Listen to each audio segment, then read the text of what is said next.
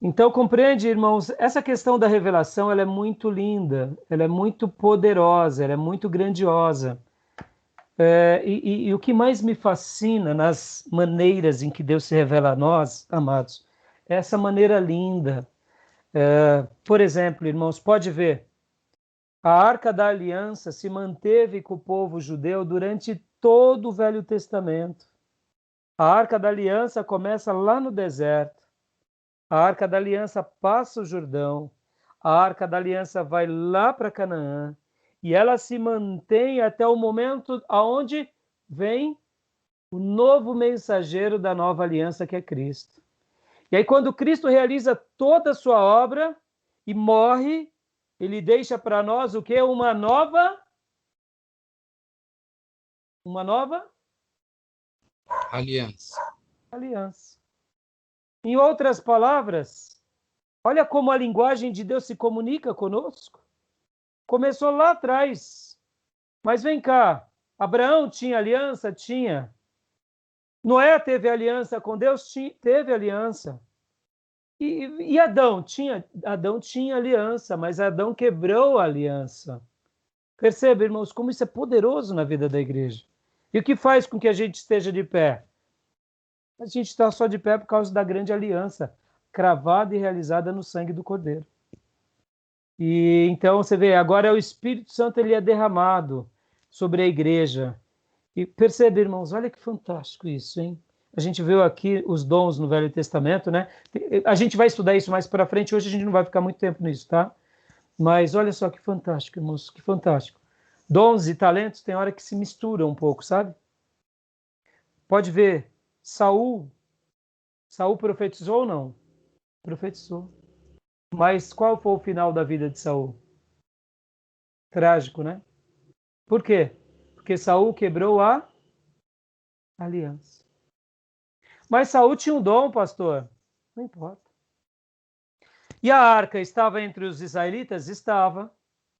Mas eles começaram a viver em pecado, não foi isso? Os filhos de Eli e o próprio Eli. E a arca foi ficar onde? Aonde a arca foi parar? Entre os filisteus. O que Deus estava ensinando para os hebreus ali? Quebrou a minha aliança, eu tiro a minha presença. Vamos lá de novo. Cativeiro assírio. Mesma coisa. Cativeiro babilônico. Aí foi mais trágico. Sobrou a arca? Sobrou. Puxa, pastor, por quê? O templo foi destruído, tudo foi destruído. Por quê? Porque o povo perdeu a aliança. Como é forte, irmãos, como é forte. Você pode ver, você pode ter templo, você pode ter leis, você pode ter dons. Vamos falar aqui do templo de Israel, de Jerusalém, nos dias pré-cativeiro. Templo suntuoso, templo de Salomão. Tinha liturgia, tinha culto, tinha coral, tinha ministro, tinha guardas, tinha sacerdotes, tinha sacrifício, mas não tinha a aliança. Isso é muito forte, irmãos, muito forte. E aí Deus fez o quê? Levanta um profeta que vivia em aliança, que é Jeremias, dá a sentença, o povo não ouve, acontece tudo que o profeta tinha. Mas e esse profeta? Deus preservou, porque ele vivia em aliança. Percebe, irmãos, o Espírito Santo dá dons, prospera, dá templo, mas não quer dizer nada disso se a gente perde a aliança.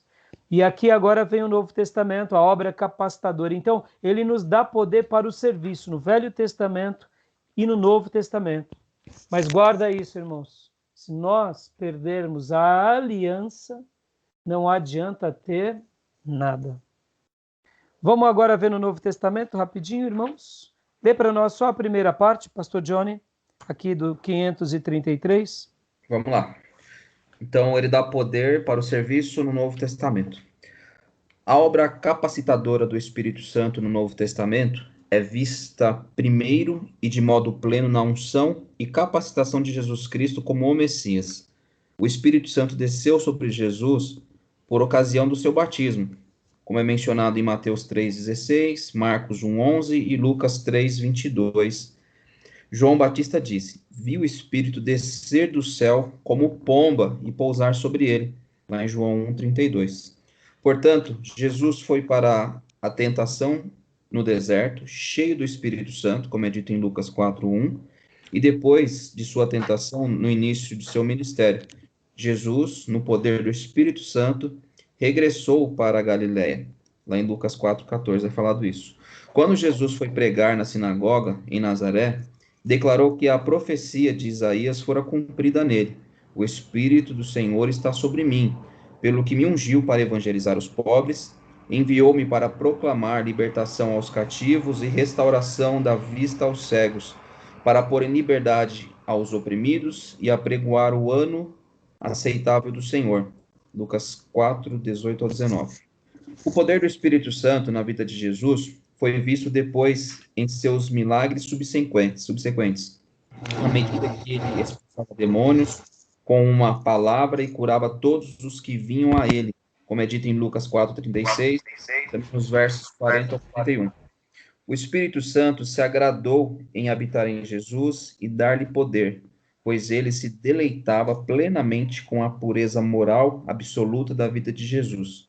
No contexto de conversa a respeito do seu próprio ministério e da bênção do Pai sobre esse trabalho, Jesus diz: "Deus não dá o Espírito por medida. O Pai ama ao Filho e todas as coisas tem confiado às suas mãos", conforme é dito em João 3, 34 ao 35. Jesus tinha uma unção do Espírito Santo sem medida, e a unção permanecia sobre ele, como é dito em João 1,32, e também em Atos 10, 38. O Espírito Santo também capacitou os discípulos de Jesus para vários tipos de ministério. Jesus lhes tinha prometido: "Mas recebereis poder ao descer sobre vós o Espírito Santo, e sereis minhas testemunhas tanto em Jerusalém, como em toda a Judéia e Samaria e até os confins da terra." Atos 1:8.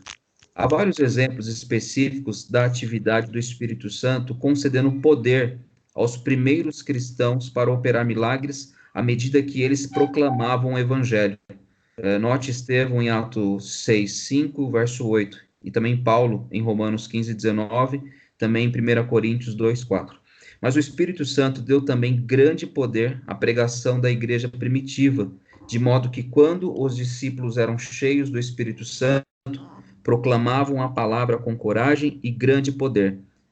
Em geral, podemos dizer que o Espírito Santo fala por meio da mensagem do Evangelho à medida que ela é proclamada de maneira eficaz ao coração das pessoas. O Novo Testamento termina com um convite do Espírito Santo e da Igreja, que juntos chamam as pessoas à salvação. O Espírito e a noiva dizem: "Vem", e aquele que ouve, diga: "Vem", conforme é falado em Apocalipse 22:17. Na realidade, não só na pregação da mensagem do Evangelho, como também na leitura e no ensino das Escrituras. O Espírito Santo continua a falar ao coração das pessoas a cada dia. Veja Hebreus 3:7 e também capítulo 10 e 15, verso 15, onde o autor cita uma passagem do Antigo Testamento e diz que o Espírito Santo está agora falando aquela palavra aos leitores. Outro exemplo de capacitação dos cristãos para o serviço é a atividade do Espírito Santo, que consiste em conceder dons espirituais para equipar os crentes para o ministério. Após alistar uma variedade de dons espirituais, Paulo diz: mas um só e o mesmo Espírito realiza todas essas coisas, distribuindo-as como lhe apraz, a cada um individualmente." 1 Coríntios 12:11.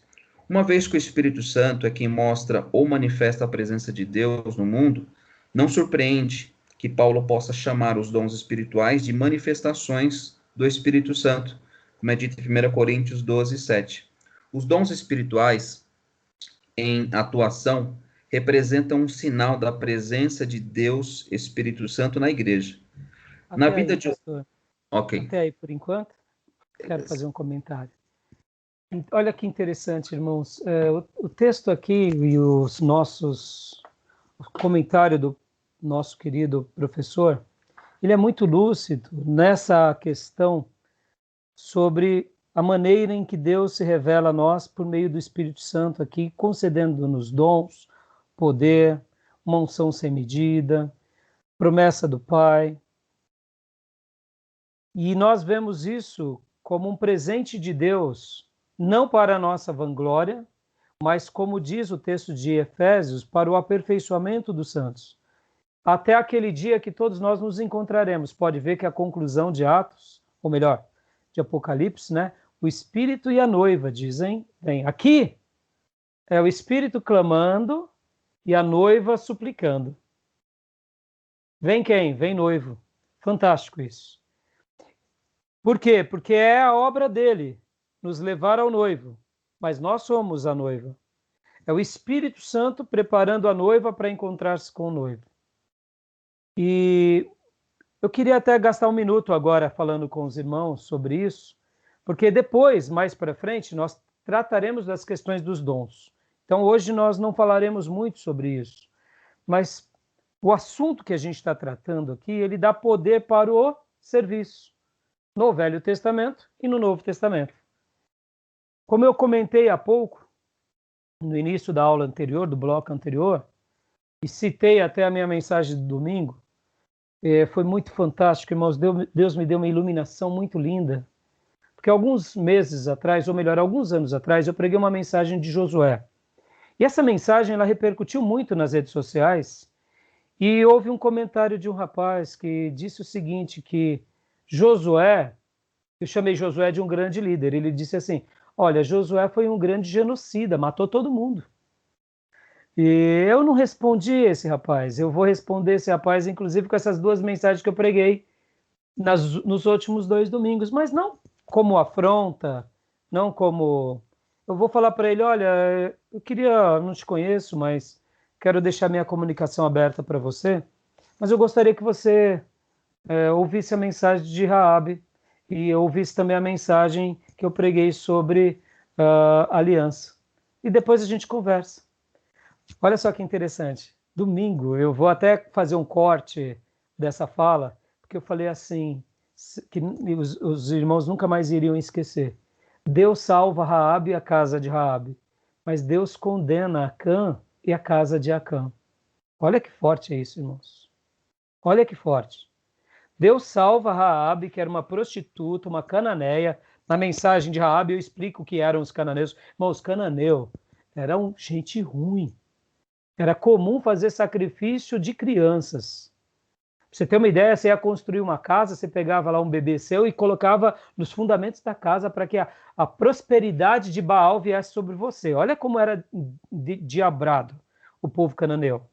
E nos santuários dos cananeus, era comum os sacerdotes, além de praticar orgias, prostituição, eles faziam sacrifício de criança. Está entendendo porque Deus manda destruir os cananeus? Mas tinha uma prostituta, Raabe, que foi salva. E foi salva ela e toda a casa dela. Quantos eram? Não sei. Olha que fantástico. E agora, Deus condena Acã, condena a família de Acã, os bens de Acã, os filhos de Acã e tudo que ele tinha. E Deus ainda, quando se revela lá em Josué capítulo 7 para Josué, Deus fala que Israel pecou. Forte demais. Dá para ver ali que o texto está denunciando a cumplicidade. Sabe aquele negócio? É o fulano fazendo, deixa ele fazer. O problema é do chefe. O problema é de Josué. Josué que se vira, eu não sou... Entendeu? Pode ver que o texto diz, Israel pecou, mas quem pecou não foi Acã?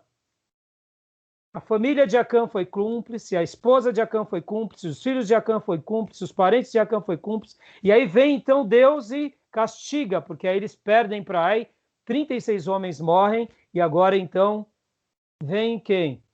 Vem Josué, se prostra com os príncipes, e Deus fala para Josué o quê? Eu estou ouvindo a sua oração, meu servo, foi isso? Deus diz, levanta-se, Josué. Por que está prostrado? Uau! Uau, é forte, irmãos. E agora vem então Josué e ouve a voz de Deus e Deus fala, Israel pecou. Deus, por 2 vezes no texto, pelo menos, fala que Israel pecou, não fala que é Acã. Santifica o povo. Amanhã, reúne toda em assembleia. Mais uma noite Deus estava dando chance para Acã se reparar. E Acã se reparou? Família dele se reparou? Aí eu pergunto, e os israelitas? Os israelitas, graças a Deus, se repararam. Porque Deus só pune quem? Deus só pune Acã e a família dele.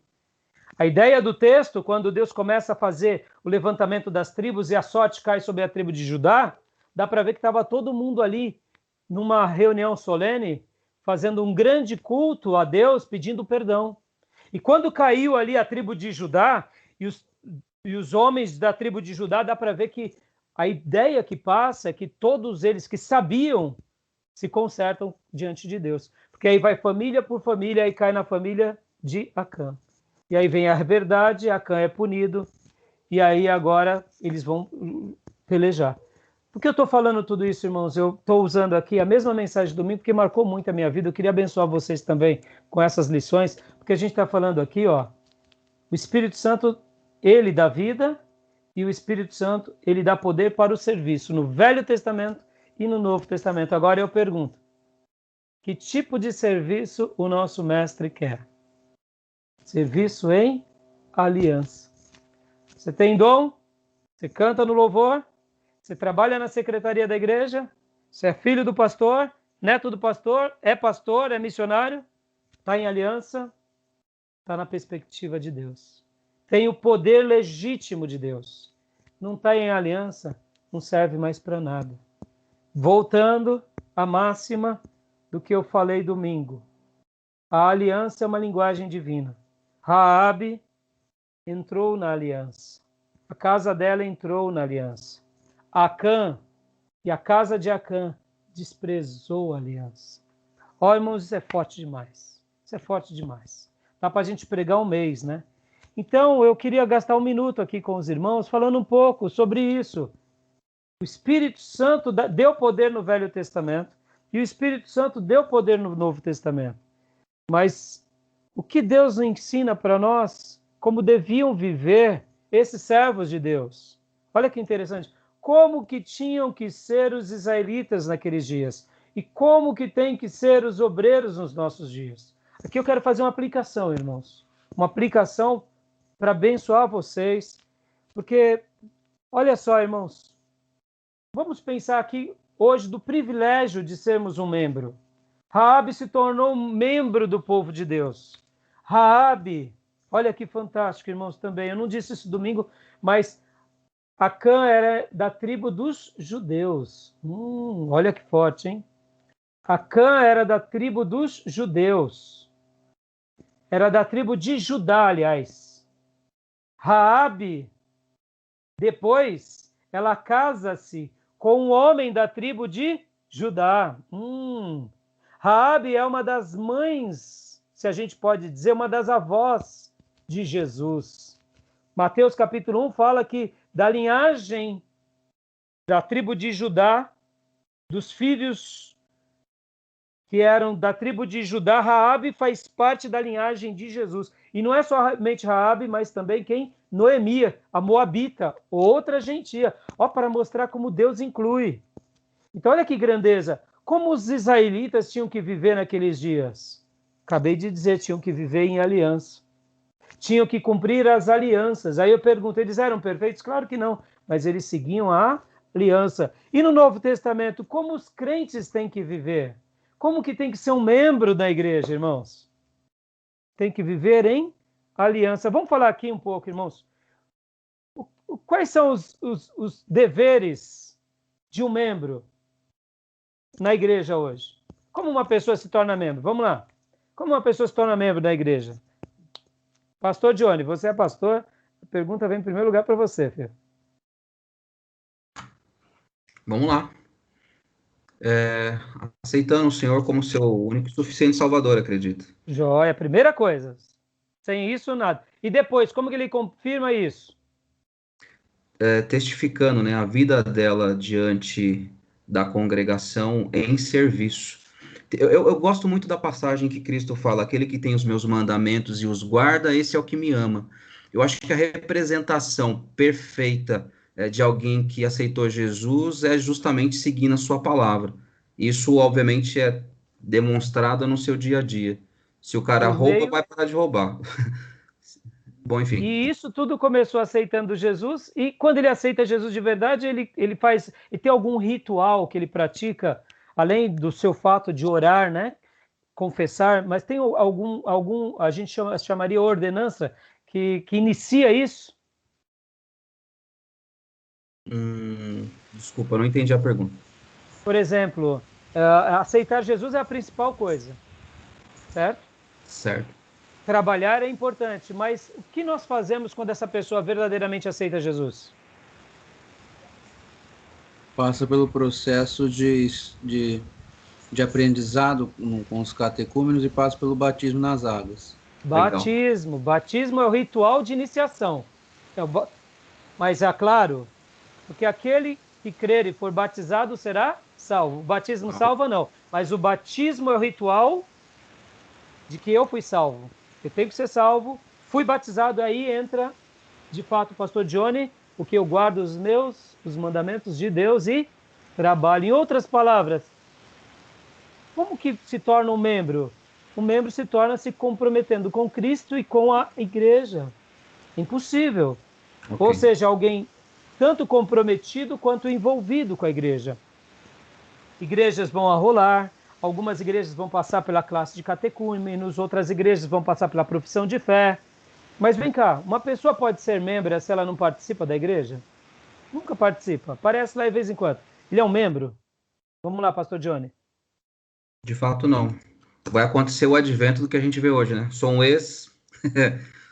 Aliás, eu sou evangélico não praticante. É o tipo de coisa que acho que não cabe. E aí ele começa, então, a participar. É uma frequência obrigatória. Filho, você tem que ir para a igreja, senão você não canta no louvor. Filho, você tem que fazer isso. É obrigatório ou não? De forma alguma, né? Por prazer. Jamais. E quais são essas práticas que a gente vê que um membro tem que fazer? Ele tem que passar por aceitação, ele tem que passar pelo batismo. Se é uma pessoa vindo de outra igreja, ele é incluído ou arrolado na lista de membros. Mas ele participa ou não? Participa. Sim. Ele cultua com a congregação? Claro. Ele vive em comunhão? Óbvio. Ele obedece às escrituras? Qual é o outro memorial que ratifica que ele é cristão? Qual é o outro memorial? Primeiro é o batismo, que é uma vez para sempre. Qual é o outro memorial que Deus deixou para que mostrássemos que estamos em comunhão com o corpo?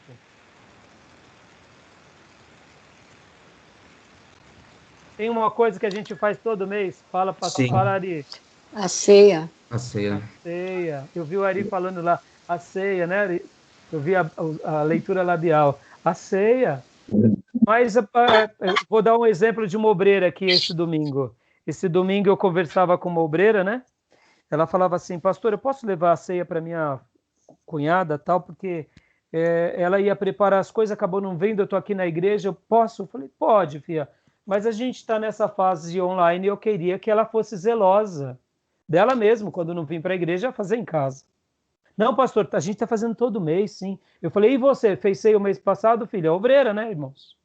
Ela falou, pastor, mês passado eu não fiz. Eu falei, por que não? Porque eu não estava bem com Deus. Ah, então tá bom. Mas e você vem esse ano? Venho. Eu falei, então, tá bom. Então o que você espera de um membro, irmão? Você espera isso. Vem cá, irmão, você espera de um membro que ele seja submisso aos seus líderes? Você espera de um membro que ele seja uma pessoa que realmente ele apoie os trabalhos da igreja e ele nutra a sua família com os trabalhos da igreja? Você espera de um membro que ele seja dizimista? Você espera de tudo isso, pastor Johnny? Me diga, como que é aí na igreja? Fala aí. Certamente. Não é? Porque isso faz parte, irmãos, da vida da igreja. Agora, irmãos, uma pessoa pode passar por um momento difícil? Claro que pode. Ela pode uma hora falar, pastor, eu não quero cear, porque esses dias eu pequei demais, eu não estou me sentindo digno. Irmãos, eu louvo a Deus por isso, então não sei. Se consagre de novo, refaça as suas alianças e volte. Agora vem cá, eu falei dos direitos e dos deveres de um membro. E qual é o direito desse? Eu falei dos deveres do membro. E os direitos dele? De ser pastoreado, de ser cuidado, de receber uma boa palavra, de receber uma boa instrução. O pastor tem que estar dando tem que cobri-los de oração. Se esse membro precisar do pastor, o pastor tem que ser solícito e estar atento. Concorda, irmão? É deveres e direitos. Isso é igreja. Isso é vida de aliança. E agora, vamos ampliar. A gente falou do primeiro base, né? Os membros. Mas vem cá, irmãos. Tá difícil hoje ter membros fiéis? Sejamos honestos. Tá difícil? Claro que tá. Por quê? Porque tá faltando o quê? Compromisso com a palavra. Fazer valer o que o pastor Johnny acabou de dizer. Quem realmente aceita Jesus, guarda a sua palavra. Ele se compromete. Mas vamos imaginar o seguinte, irmãos, que entre um novo convertido, ele ainda está em processo entre o envolvimento e o comprometimento. E ele vai aprendendo sobre isso, ele vai se entregando. Mas a gente tem que esperar isso dos membros, irmãos. Nada menos do que isso. Nada menos do que isso. E agora, eu falei dos membros. Então vamos para um nível superior, porque nós estamos aqui falando que o Espírito Santo dá poder. O Espírito Santo dá poder. E dentro do poder que ele dá, ele gera vida. E o Espírito Santo dá poder para servirmos. Já que temos vida, precisamos servir. No Velho Testamento e no Novo. Agora vamos falar aqui um pouquinho a mais. Essa é uma classe de seminaristas. Uma classe de futuros obreiros e de atuais obreiros. E os obreiros, eles precisam ou não estarem num nível muito mais elevado do seu comprometimento. E aí, o que vocês acham? Não tenha dúvida. Tenho dúvida. Comenta um pouco, pastor. Levando em consideração o grau de responsabilidade que nos é concedido, porque fomos chamados, né? E Cristo se revelou a nós. Eu acho que a gente não pode fazer por menos do que aquilo que ele já nos fez, que foi se revelar a nós. Eu acho lindo Jesus falando que ninguém conhece o Pai senão o Filho, ninguém conhece o Filho senão o Pai, e aqueles a quem o Filho quiser revelar. Eu acho que por aí a gente já começa a ter uma noção do tamanho da responsabilidade que temos. Ele se revelou a nós. Então, consequentemente, eu não posso, hipótese alguma, fazer menos do que o que ele fez. Como eu posso ser um obreiro e caminhar menos comprometido do que um membro? É impossível. Eu, por exemplo, irmãos, eu não me desgasto muito sobre isso, porque aqueles que caminham comigo sabem o que eu espero de cada um. Então, se eu espero de uma pessoa fidelidade na sua vida como participação, como entrega, e aqui entrega, irmão, é muito mais do que dízimos e ofertas, mas os dízimos e ofertas revelam muito do caráter do que somos. A nossa doação na igreja revela muito do que somos e de como vivemos em Deus. A nossa vida em comunhão revela muito do nosso caráter. Não tenha dúvida disso. Se eu muitas vezes boicoto a obra de Deus, eu vou revelar muito do que eu tenho sido. Então, se um membro, Deus espera dele um nível muito elevado, de um obreiro muito mais elevado. O pastor ele tem que ser um pouco mais maleável, sabendo que vão ter membros que estão comprometidos e outros envolvidos.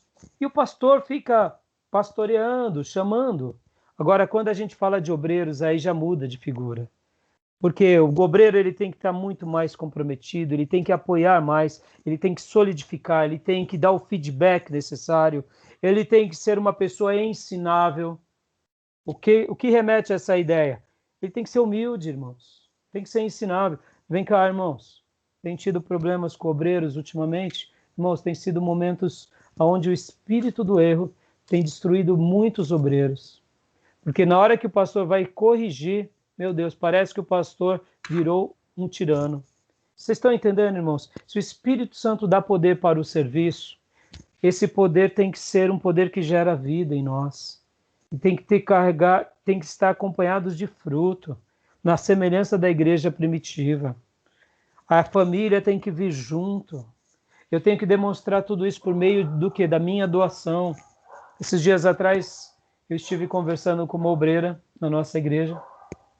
E essa obreira, eu perguntei para ela sobre a vida de fidelidade dela.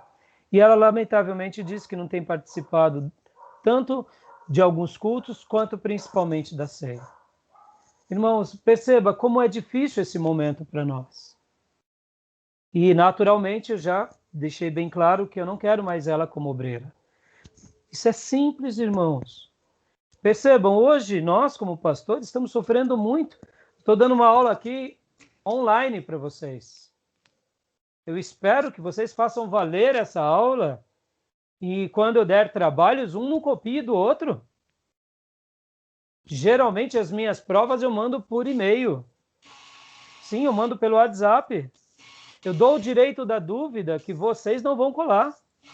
Porque se vocês colarem fazendo prova para um seminário, eu digo, cancela obreiro, cancela a membresia. Não tem sentido. Eu fui professor em vários lugares e eu me orgulhei muito de uma experiência que eu tive na Comunidade da Graça. A Comunidade da Graça tinha muitos alunos, eram mais de 30. Tinha vezes 40. Então eu lembro que eram muitos. E eu lembro que um dia eu peguei aqueles trabalhos e eu notei que havia uma semelhança de um trabalho para o outro. Opa, estão colando. Só mudaram a letra. Sabe quando muda a letra, o cabeçalho e o nome? E eu chamei aqui os dois alunos. Hã? Pior é quando fala o Espírito que me revelou. E revelou para ele a mesma coisa. E aí eu cheguei para os irmãos e reuni. E antes de falar, eu falei, gente, é o seguinte. Se alguém colou de alguém aqui, por favor, fale comigo. Você vai tomar uma dura e vai ganhar um 0. Mas é melhor do que eu te entregar para o seu pastor, que é o Antunes. Então, retrate comigo, porque isso não é varonil e não é de Deus. Você não precisa disso. Mas eu também não vou ficar te expondo, porque eu vou te dar o direito da dúvida. Eu vou aceitar o seu pedido de perdão e você vai ganhar um 0 bem redondo, bem caprichado. E aí o que acontece, irmão? Eu estou dizendo isso, irmão, porque eu vi alunos muitas vezes colar no seminário, onde eu estudei, pastores, missionários. Eu ficava escandalizado e eu falava, olha, eu cometi alguns delizes também, me arrependo. Uma vez eu fiz um trabalho, baseando no trabalho do irmão, entreguei, depois eu caí em si, falei, opa, peraí, eu não posso pegar de referência e copiar, não, perdoa, Senhor. Fui e me retratei. Falei, não, que isso? Pelo amor de Deus, não. Foi logo no início do meu seminário. Sabe quando você pega o trabalho do outro para você seguir de modelo? Quando eu fui ver, eu já estava copiando e tinha copiado, já tinha entregado. Depois eu falei, opa, não, fui, me retratei. Falei, não, me perdoa, Senhor, porque uma coisa, irmão, é muito séria. Hoje a gente está vivendo igreja digital. Vem cá, o diabo roubou a nossa adoração? Nunca. Isso é um privilégio, Deus está nos ensinando a enxergar nos lares. Hoje eu preciso que os meus membros vivam em aliança comigo. E se eu preciso que os membros vivem em aliança, quanto mais os obreiros. Estão entendendo, irmãos? Por isso, um obreiro que não participa da sua vida, entregando o seu melhor, não serve nem para ser obreiro. Ele serve para ser membro, mas para ser obreiro não serve. E aqui, voltando, aí os irmãos vieram, pediram perdão, eu dei 0. E aí, o irmão que foi colado falou, pastor, o fulano me pediu para se basear, eu não sabia que ele colou. Então eu falei, então da próxima vez, se você passar de novo, aí deu uma nota menor para ele, porque ele passou. Mas eu dei a nota. E falei, se você passar de novo, você também vai ganhar 0. E aí o que acontece, irmãos? Aí passou a aula, chegou no final da aula, chegou um irmão, aliás, na hora do intervalo, veio um irmão e falou assim, pastor, o senhor pode me dar o meu trabalho? Eu falei, mas por quê? O senhor poderia me dar? Eu falei, tá bom. Aí ele pegou o trabalho dele e ele rasgou. E ele disse assim, pastor, o senhor me perdoa? Eu falei, perdoa. Eu colei, pastor. Eu falei, perdoa. Perdoa, você está perdoado. Nunca mais faça isso em lugar nenhum da sua vida, filho. E seja abençoado a partir de hoje. Estão entendendo, irmãos? O que eu quero dizer, irmãos? O obreiro, você espera o quê? Um pouco maior. E o que do obreiro você espera? Você espera que ele se mantenha íntegro, que ele traga a família, que ele seja uma pessoa que na caminhada viva uma vida de verdade, com motivações corretas. Lembra do texto que eu falei semana passada, 1 Coríntios? Um amor verdadeiro, uma boa consciência. Lembram disso? E uma fé pura. Porque quem perde a boa consciência já perdeu tudo. Porque quem perde a boa consciência quebrou o quê? A aliança. E agora vamos chegar então, agora é o ponto, eu vou sair dos membros, né? Não é? Poder, o Espírito Santo dá poder para servir. E aí eu falei dos membros, falei dos obreiros, e agora vem o quê? Os ministros. Irmãos, aí nem se fala. Ministro, você tem que estar muito mais elevado. Por quê? Porque aí os ministros, que são os líderes principais, ou seja, pastores ou líderes de ministérios, aí o nível de comprometimento tem que ser muito mais elevado. O nível de entusiasmo tem que ser muito mais elevado. O nível de motivação tem que ser muito mais elevado. Por quê? E eu aprendi uma coisa que eu queria deixar aqui como uma pérola, um presente para vocês aqui. Não é aula de liderança, eu dou aula de liderança só no curso de bacharel, mas é a regra dos 3 Cs, que eu aprendi com o pastor Bill Hybels. O pastor Bill Hybels foi um homem que me abençoou muito. Infelizmente, ele cometeu uns deslizes e a própria igreja deles o disciplinou e ele saiu da presidência da igreja. A igreja dele continua caminhando, mas ele foi convidado a se retirar da igreja. E eu aprendi isso com ele.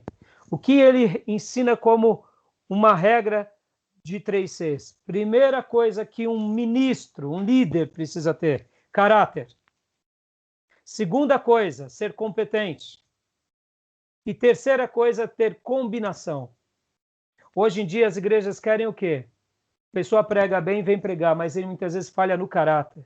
Como eu sei que a pessoa não falha no caráter? Olha, vê se ele é um bom membro. Se ele tem uma boa entrega como membro. Ele realmente exercita todas as suas coisas de membro e de obreiro? Joia. Então parece ser. Como é a vida dele no lar? Como é nos negócios? O caráter. Não basta ter competência. Irmãos, competência é muito fácil. Se eu fizer aqui 1 ano ou 2 de escola de música, eu vou tocar muito bem.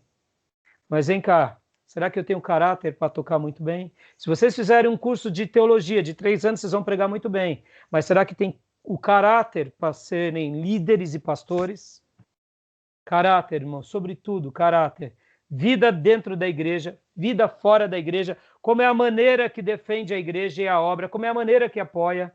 Porque muitas vezes, irmão, a pessoa ela não demonstra caráter na forma em que ela veladamente retalha o ministério. Então, caráter sobretudo. Podem ver, irmãos, que uma pessoa de caráter zela pela aliança. Quem não tem caráter vive quebrando alianças. Guarda isso. Competência é a habilidade de crescer. Mas quando eu falo em competência, irmãos, é se manter também como? Se manter com intensidade. Porque eu posso, muitas vezes, no começo de um ministério, receber um trabalho e, de repente, ali eu estou entusiasmado. Mas é começo. E depois? A porquinha torce o rabo. Como que eu me mantenho? Então, a competência, ela tem que ser algo constante na nossa vida. E combinação? O que seria a combinação? É a maneira em que eu me relaciono com a liderança da igreja. Sabe, irmãos? Confiança, empatia, solidariedade, apoio. E dessa forma, o noivo e a noiva vão estar sendo edificadas. Porque quando eu, irmãos, tenho como base essa premissa muito entregue, guardem isso, amados. Guardem isso. Quando eu coloco o noivo em primeiro lugar e a noiva em segundo lugar, eu estou pronto para ser um ministro muito abençoado. Em primeiro lugar o noivo, em segundo lugar a noiva. Irmãos, quantos são aqueles que destroem a noiva e dizem amar o noivo? Essa pessoa não é um ministro aprovado. Estão entendendo? E eu tenho que me manter aprovado durante toda a minha caminhada, porque Saul não se manteve aprovado, Judas não se manteve aprovado, Alexandre, o latoeiro, não se manteve aprovado, Simão o mágico não se manteve aprovado. Guardem isso no coração de vocês. Tá bom, meus irmãos? Porque se ele dá poder para o serviço, o nosso serviço tem que ser em excelência, porque a gente está servindo a noiva dele. Tá bom? Alguma dúvida? Querem comentar alguma coisa? Não. Não? Vamos lá, então? E agora aqui, continuando essa obra bem linda do Espírito Santo, ele purifica. Mas deixa eu fazer mais um comentário, irmãos.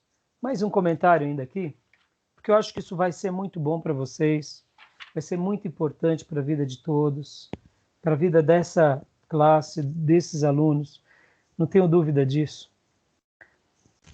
Eu tenho notado, irmãos, que não é de hoje, mas isso sempre esteve no meio do povo de Deus, que no meio desse serviço sempre tem aqueles que se perdem de uma forma ou de outra. E eu gostaria de comentar um pouco com vocês aqui sobre essa situação que a gente está vivendo hoje, de confusão. de confusão. Eu fico um pouco admirado com esse momento de confusão. Lembra que nas primeiras aulas, quando começamos a tratar sobre a questão dos dons do Espírito Santo, eu falei que muitos usam do dom e fazem do dom ou do poder de Deus uma ferramenta de confusão, lembra disso? Até deu meu testemunho. Então eu queria perguntar para os irmãos aqui, e eu queria que vocês me trouxessem algumas respostas, me definissem, né? Por exemplo, o que é rebeldia? O que é rebeldia? Defina para mim rebeldia. Vamos lá, Ari. Você, Ari.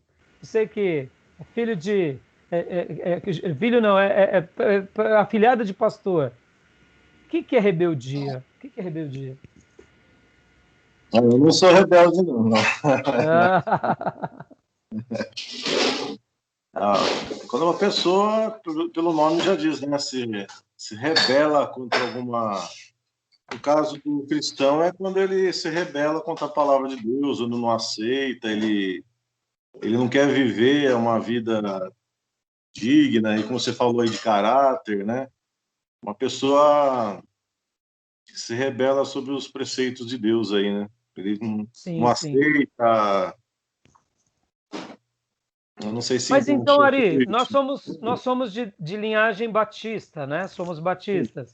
Então, quando a gente não concorda com a Assembleia de Deus, a gente está se rebelando? Se a gente não concorda? Eu não concordo. Eu estou me rebelando? Creio que não. Nesse sentido, não. Percebam, eu estou perguntando aqui para vocês trazerem definição, irmãos. Eu gostei das suas palavras ali. Mas o fato de discordar não é rebeldia. Concorda? Eu não sou da Assembleia de Deus. Nós não somos. A Deus e Amor tem usos e costumes. A congregação tem usos e costumes. Outras igrejas pentecostais têm usos e costumes. Nós não temos. Isso necessariamente nos faz ser rebeldes? Não. Ter a opinião contrária não necessariamente nos faz ser rebeldes. Tá bom, irmãos? Tá bom? Então, continuaria. Você continua a definir. O que é rebeldia, irmãos? O que é rebeldia? Ai, Deus do céu. Rebeldes. Definam aí, irmãos. Vamos lá. Gil, fala um pouco, tio. O que é ser rebelde? Bom, pastor, quando eu falo assim rebeldia, a primeira coisa que me vem à mente é o Lúcifer, né? Ele foi o primeiro ser a se rebelar contra Deus, né? Eu acredito que a atitude dele define bem o que é rebeldia, né? Ele se levantou contra Deus, queria tomar o lugar de Deus. Acredito que seja algo parecido com isso. Deus. Vai contra as instruções de Deus, né? Isso. Continua falando. Então, vamos lá. O que é rebeldia para a gente melhorar na prática da igreja, no dia a dia da igreja, Gil? Continua. Eu não entendi, pastor. Posso falar, pastor? Por exemplo, pode, já, professora, já. Por exemplo, né? O irmão não concordou com muitas vezes com o que o pastor, por exemplo, o pastor tomou uma iniciativa, vamos mudar de salão. O irmão não concordou. Ele está sendo rebelde? Não, claro que não. Eu não falaria que seria rebeldia. Na verdade, expor a opinião não é rebeldia. Ótimo. E agora, quando ele se torna um rebelde? Quando ele quer se sobrepor, né, ao comando do líder ou do pastor em si, acredito que ele está se tornando um rebelde. Porque se o pastor, que é o líder, está tomando uma decisão que vai ser bom para todos e ele se rebela, aí a gente pode ver como uma rebeldia. Exatamente. Né? Por exemplo, vamos pensar assim, rebeldias. Por que eu estou falando sobre isso, irmãos? Porque o Espírito Santo dá poder. O Espírito Santo dá graça para a gente exercitar os nossos dons. Mas eu tenho notado, irmãos, um espírito de rebeldia a nível geral, na sociedade e dentro das igrejas. E uma das coisas que nesses últimos 15 anos eu mais tenho visto, inclusive entre ministros e líderes, são rebeldias. Rebeldias muitas vezes veladas. Porque uma coisa, irmão, é você chegar e expor a sua opinião clara. E outra coisa é você trabalhar por trás. É isso que eu quero trabalhar, por isso que eu estou pedindo. Defina. Vamos lá, professora, deixa os alunos falar, por último a senhora fala rapidinho. Vamos lá. Quer falar mais alguma coisa, Ari? Não. Você disse que não era rebelde, então mostra como é a vida de um fiel. Naquilo que você falou aí, né? Você está junto com o pastor, ajudando, está com aliança com Deus aí, isso é você não ser rebelde. Sim. Então fala, pastor Johnny, fala, Felipe Rente. Vamos lá. Bom, para mim, acho que a rebelião ou rebeldia, ela passa pela não aceitação, e obviamente não aceitação da opinião, mas não aceitação de um comando onde um líder ou um pastor dá baseado nas próprias escrituras e o ouvinte não aceita aquilo, sabendo que aquilo vem de Deus. Eu acho que uma definição, sei lá, do meu ponto de vista, é alguma coisa assim, uma oposição contra um próprio comando que a gente enxerga nas escrituras e aí, obviamente, não aceitamos. Então, muito bem colocada. Agora, presta atenção, irmãos, olha o cuidado que o líder tem que ter. O líder não pode ser um déspota, um tirano, tomar proveito. Porque muitas vezes eu posso dizer o seguinte, irmãos, a partir de hoje vocês darão o dízimo de vocês na minha conta. É uma ordem de Deus, estão entendendo? Então, nessas horas, o líder ele está fora da palavra. Quando o líder se torna um tirano, irmãos? Quando ele caminha fora da palavra. Então, enquanto eu estou na palavra conduzindo o meu rebanho, eu estou só fazendo a minha função de pastor. No entanto, quando eu fujo da palavra, aí sim eu me torno uma pessoa que está à margem da palavra. E aí eu posso pecar, porque aquele rebanho não é meu. Olha como isso é sério. Aqueles recursos não são meus. Eu não tenho uma igreja, eu cuido de uma igreja. Eu não tenho recurso, eu cuido do recurso do Senhor. Por exemplo, irmãos, nesse domingo nós distribuímos uma média de 16 cestas básicas. Irmão, está sendo muito sacrificial para a gente levantar essas 16 cestas básicas, mas muito. Nossa igreja é pobre. Muito. Irmão, é muito difícil para mim aqui ter seminário. Porque o valor que vocês nos abençoam, mal dá para eu pagar os professores. Hoje só tem uma classe, mas se tivesse 3 classes, a gente paga, entendeu? Porque é difícil. Isso não me deixa menos competente de fazer uma coisa com excelência. Então, gerir as finanças é uma coisa muito difícil.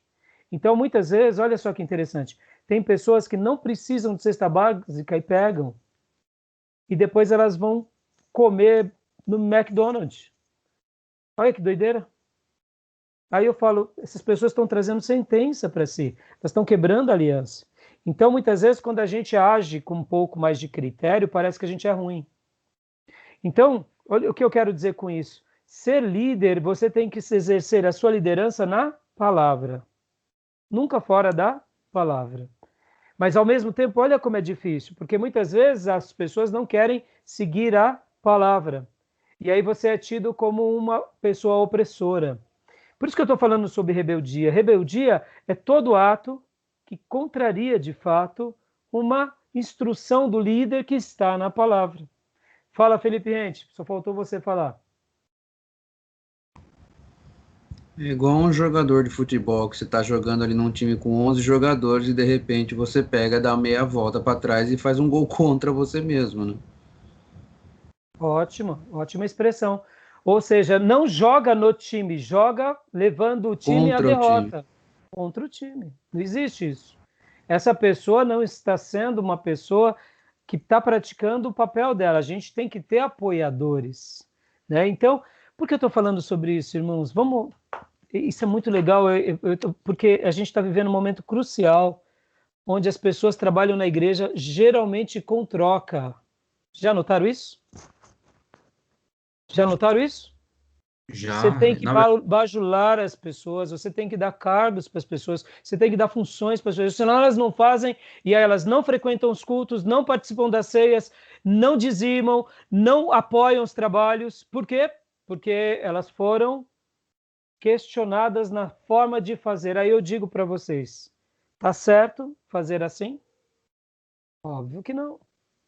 Podem ver Hoje os pastores eles não podem exercitar uma correção mais assertiva, senão ele perde membros. Por exemplo, domingo agora, teve uma pessoa que me ajudou bastante na igreja.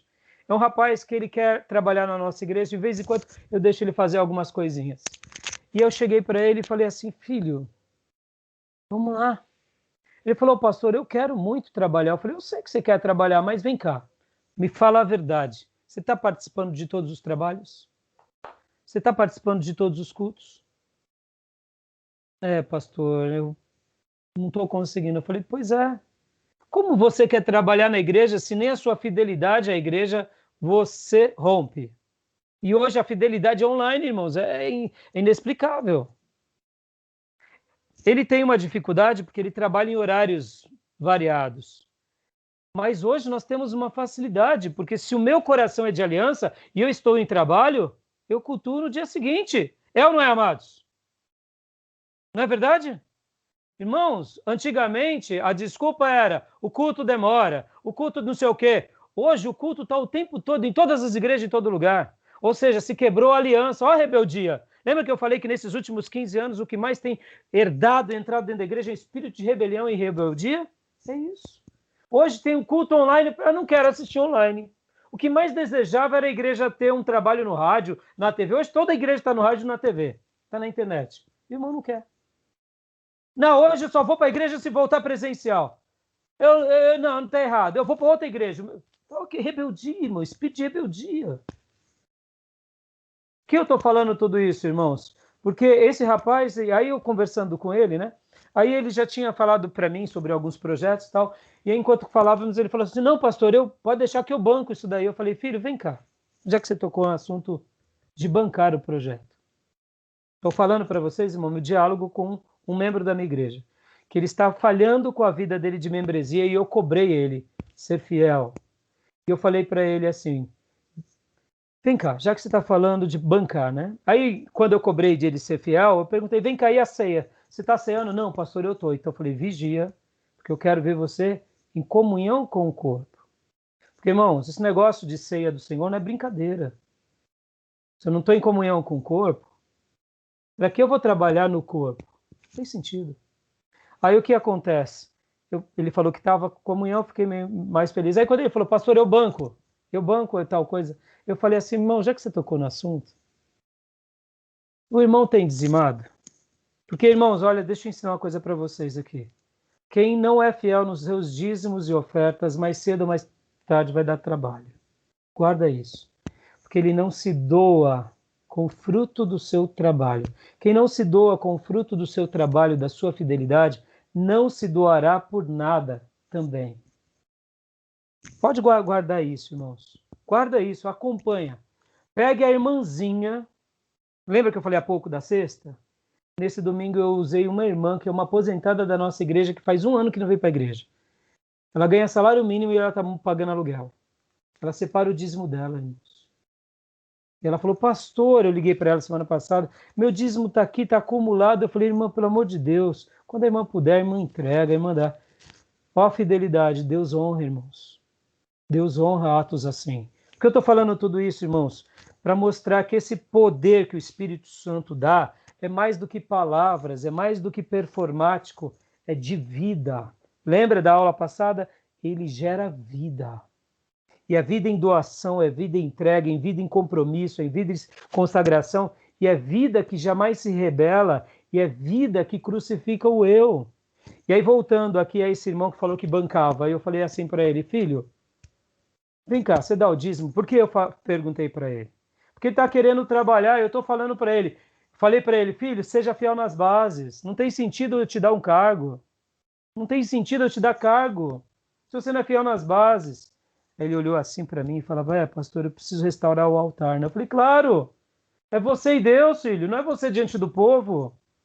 Aí quando ele tocou nesse assunto que ele queria bancar algo, eu falei, vem cá, irmão, já que você tocou no assunto, o irmão tem feito seu dízimo e sua oferta. Porque enquanto estávamos na igreja, irmão, a gente acaba vendo, né, os irmãos que sempre traz, né, no gasofilácio. Mas e agora que é tudo digital, eu não sei os irmãos que depositam na conta da igreja. E eu também pastoreio todos. O irmão mais rebelde ao irmão mais consagrado eu pastoreio igual.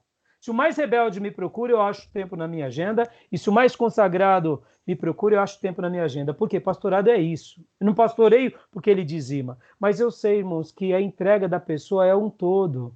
É o todo porque ama, é o todo porque faz aliança, é o todo porque se doa, é o todo que participa. Porque quem não participa com o seu dízimo, quando não quiser, não vai nem na igreja, irmão. E aí ele disse, pastor, já eu não tenho mais dado dízimo. Eu falei, então, como você fala que quer bancar algo dentro da igreja, irmão? Um projeto aqui que você quer bancar? Não tem sentido. Dê o seu dízimo. Seja fiel. Deixa Deus te abençoar mais. Aí tem sentido você ser obreiro. Estou falando tudo isso com os irmãos, porque agora para a gente... Última pergunta. O que é arrogância? Defina para mim arrogância.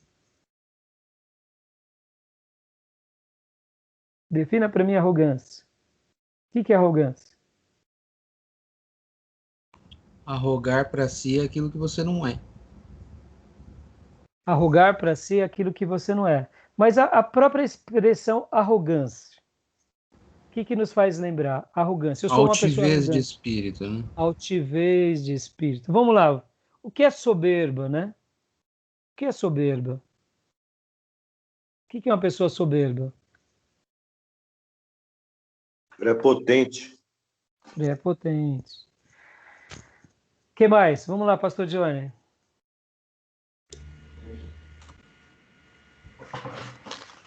A pessoa orgulhosa, né? Acha que é alguma coisa e no fim das contas não é coisa nenhuma. Eu acho que passa muito pelo orgulho. Isso aí. Irmãos, deixa eu fazer um acordo com você. Vamos embalar e aí a gente não tem intervalo, pode ser? Pode ser? Para mim pode ser, não sei dos irmãos aí. Pode ser? Tranquilo. Irmãos, pode ser? A Pode. gente acaba mais cedo? Pode ser? Então, beleza. Que horas são agora? São 10:50. A gente para daqui a 20. A gente faz mais um de 20 minutos e aí a gente encerra, tá bom? Eu vou fechar aqui a gravação